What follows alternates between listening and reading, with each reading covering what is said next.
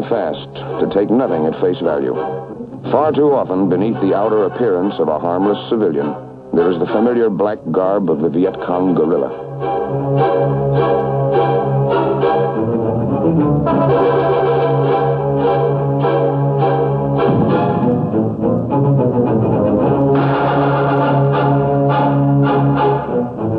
The Viet Cong is a tough, ruthless jungle fighter, experienced in being hard to find.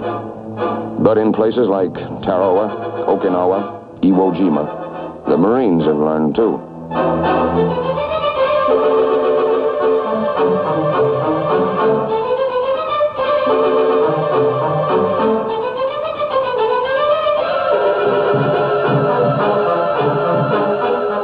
Without their weapons, they look so insignificant.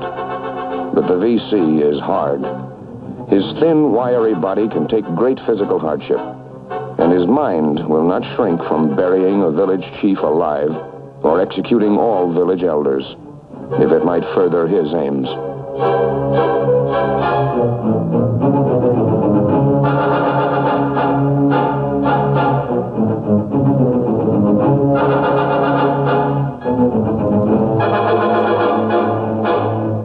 Hard as he is, however, the Viet Cong is no Superman.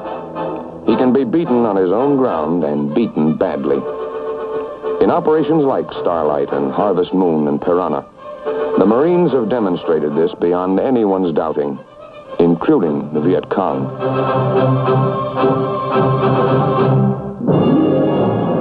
The Viet Cong are not the only problem. In dark little villages, the same ones the Viet Cong have hidden in and operated from, Marines find the people they have come to help. People who have lived for too long in fear.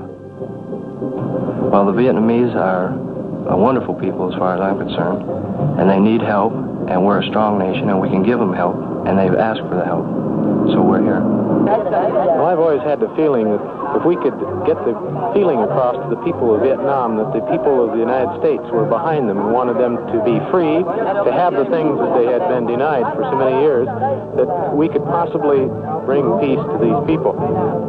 10 years from now, these people are going to forget the bullets and the shot and the shells and everything else, but they're going to remember this if they don't remember anything else. And I think if we're going to win this war, that we're going to do it here before we'll do it on the battlefield.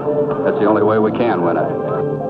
People who live out in the rice country, their standard of living is very low by our standards. They have very few comforts. They live from rice crop to rice crop.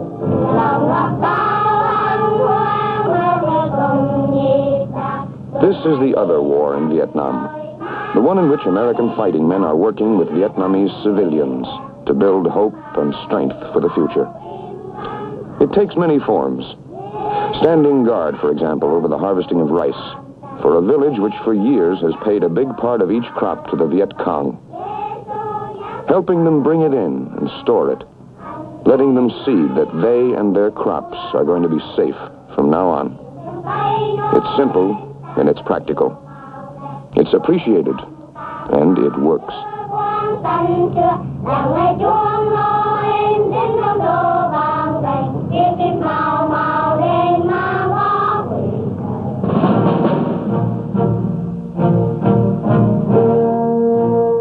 In another village, Navy doctors and corpsmen serving with the Marine Corps will be found helping the people fight a war against sickness.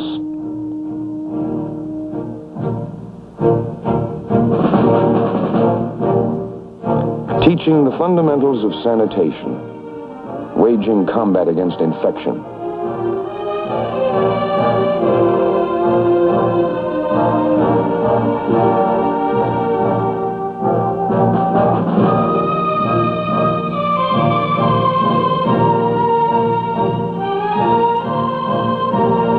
Bringing smiles to faces that for too long have reflected only fear and despair. We was out in the village below us here, giving out Christmas things that people from the States sent over, and we want to let everyone know back home that the kids they really need a lot, and believe me, they really enjoy everything they get.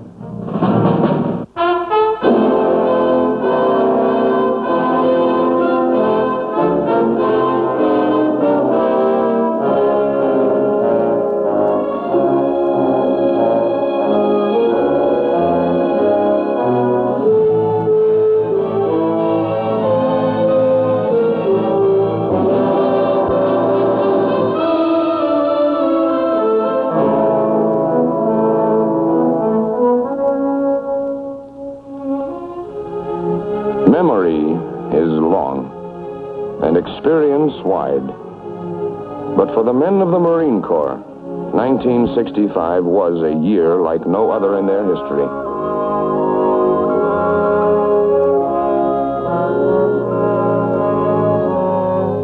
This has been part of the story of it.